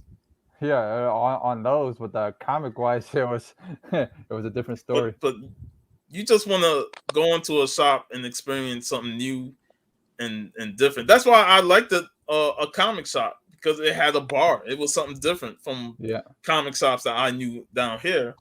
And Aaron was an awesome dude. He was always great to talk to whenever I went in there. And I've always every time I went, it was when I went, it was the other guy. It was the black kid. See, I've never seen him. I know of Aaron, and then the bald dude who was a hoot to hang with. He was awesome to talk with. I never really seen the black dude. Yeah, the time I went, that's who I think I went. Yeah, I went way before I started the YouTube thing. I went. Okay. But like a while back, like a couple of, like almost. Yeah, as long as you have, probably like almost 4 or 5 years already, or more than that, or 9 even. I don't remember. So that I used to always that'd be one of the shops I hit up for like free comic book day. When I hit up multiple shops, that'd be one of them. Because I know they always had some good deals. Yeah. So I always hit up Epic. I hit them up. I go to Coliseum, and I may stop by Sci-Fi City, because I'm not a big fan of Sci-Fi City, to be honest. Like, that used to be my LCS back in the 2000s, but when I lost my job, I kind of just cut bait with comics, and that's when I took my hiatus from comics. But their back issue bins is just nothing but modern books, and they never change from that. Like, you ain't gonna see no Bronze Age books or even a lot of 80s books. You're gonna see a lot of 90s modern books. Because that's all they got, man. I remember when we went, it was the 50-cent bins. That was mostly what we saw in there. Yeah, it was mostly 90s books. You get a splatter of 80s, but if you're looking to go in there and like complete runs from the Bronze Age, forget about it. You're not gonna find much from Sci-Fi City in terms of Bronze Age books. Well, anything that has more, we're talking about runs from the Bronze Age. Those are drying up quick. Yeah. You used to be able to go places, and even like the Conan books, you could find books in the 40s, 50s, and 70s, runs places in dollar bins. Not anymore. Yeah, because all of them are either becoming keys, or certain characters are coming from it, and they're popping they're like, oh, it's $100 now. It's $200. And that's why when y'all took me to Urban Legends for the first time, I was like, damn it, I wish we didn't go to those two shops before, because that would have been my bread and butter, man. All those back issues, I could just complete runs there. I love Greg over there, man. Greg, it's $5 flat for everything in those boxes, but certain keys are priced up to even fair prices, and man. His prices are reasonable. Yeah, they are. And he'll make deals anyway. So, and then some of this Warren Vampirola run is from Urban's, like at least for a couple of them, and then some of it's from Nerd Out. Like the first couple are from Nerd Out. Like the beginning half of the run is from Nerd Out, and then the other half is from Tom. The other half is from Urban, and then the other half is from like Puff gave me a couple. Unruly, you know what I mean? Like everybody's like A-OK me. Like Steve's A-OK me one, and A-OK me the last issue I needed, and the mail away. So see that right there is community love. That's why I need to get. I know Byron wants to complete some of his runs. I need to hunt for him. Yeah, and I need a. No, you're not the only one. I'm trying to see about trying to how many more books on the Vampire run do you need to Puff on the Warren run? A lot. Okay. I was just curious anyways. I'll send you a list. Yeah, because I was just curious, because if because Emerald City has a lot, and then I'm two places I'm probably trying to hit up: Emerald City and then Bearded Browncoat. I heard from Tim, my LCS guy. He says Bearded Browncoat had a whole run too, so I'll go check. Have you been there, Jeff? You've been to Bearded Browncoat? I haven't been there yet. I've been wanting to go, but after the TonaCon, probably me and Steve are probably gonna hit it up. One of the days I'll drive and I'll drive up there, because anywhere far, Steve goes, you drive. Like if it's a little further, or sometimes if I want to drive, I'll drive out there. If I want to go to a shop that he doesn't want to go to or something like that, a lot of times we'll hunt close. You know what I mean? We'll hunt close to home. We won't go too far. Like Yancey Street. The only reason he even went out to Yancey Street because I drove him all the way out there. The Yancey Street, the other one, the mall. Well, if there's anything you guys need, since I'm going to the con tomorrow, send me a couple of things where I don't know what I'm going to be looking at in terms of comic vendors. Right. You know, we'll see. But if there's something that you're needing to wrap up a run, or Puff, you got both your Ghostbusters books, right? Yeah, matter of fact, I just got in yesterday issue 26 of the real Ghostbusters. This is the last issue I needed. Okay. I'm glad me and Steve didn't find it. You would have two copies right now. Hey, that would have been fine with me. No, me and Steve were going like, first thing Steve goes, we gotta find issue 26 for Puff, okay? The three Ghostbusters. I go, okay, but I don't think we're gonna end up finding it, because I go, Urban sometimes has it, but not all the time. Yeah, you rarely see real Ghostbuster comics in the wild. That's why I said I it's agree hard with that. to find. I was looking for those for you. I mean, none. I mean, not just those two. Yeah, you couldn't find them anywhere. Yeah, any shop, man. Like I'll ask them, they go, yeah, not a lot of people ask for Ghostbusters, man. Well, we're like, I'll ask shops and stuff. They'll go, yeah, like we'll order certain Ghostbusters runs or or whatever. Yeah, because even the IDW Ghostbusters, whenever you see those, there's always a small selection of them. They're not a lot, right? You know, because those had low print runs because the book wasn't really selling well. Even if it had a long run, it was only made for the fans who was buying them, who had them on their pull. So that's why I'm having a hard time finding like back issues of the Ghostbusters Transformers crossover from a few years back, because that's not even out on trade. I mean, the trade must have came and sold out quick, because I can't even find that. If we can pick up all the issues, we can actually. I know a person that can actually make you a trade out of it. I've seen a couple of things he's done, like where the guy goes, oh yeah, Like this doesn't come out. It hasn't came out on a trade yet. The guy actually created a whole the book. The like you grabbed all the issues and he created a trade out of it. It was pretty neat. And is this the first con that they doing, Brian?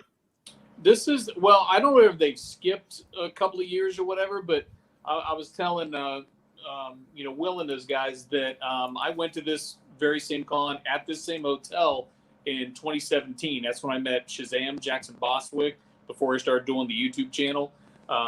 And then they had it, I think, in 2018. And then I feel like they disappeared in 2019. And then, of course, the pandemic, a lot of people disappeared. But now they're back, now. And they have two shows. They have this show now, and they have another one in November. This in Fort Myers, right? In Fort Myers, yeah. So have you heard the Hero Con? That's the one over on the Miami side, right?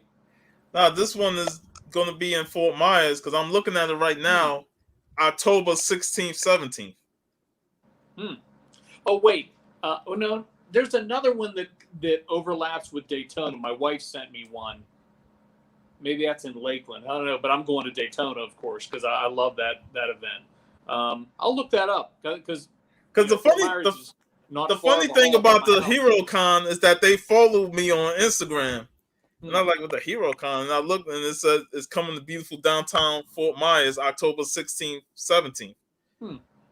So I was wondering if that was the same one that you was going to, but it's obviously different. It not maybe put on by the same people, but it's not the same event. Interesting. So, but yeah, this one is Southwest Florida Con is what this one is. Yeah, because I know they have a few guests. I think Hacksaw Jim Duggan's going to be there. Oh.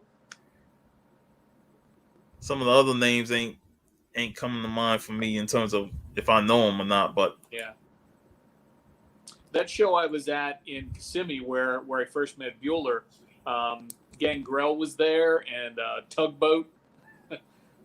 I saw Tugboat, but I didn't see Gangrel. Yeah, because we all met Tugboat. Mm-hmm. He was a cool dude, man. Yeah, I liked it that he had that Stormtrooper glitter mask there. That was great. Oh my gosh, man! You want to talk about an epic fail in wrestling? Good Lord. And I think if I'm not mistaken, I think Ole Anderson was the voice during that sketch, like backstage, and you can clearly see Davey Boy and Sting like holding it together, like cracking up when he busted through that wall and lost his hat and tripped, and I mean, man.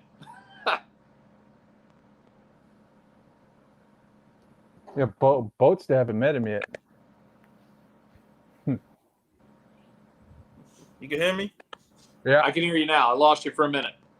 Damn, man. I was like, stupid internet killing me, man.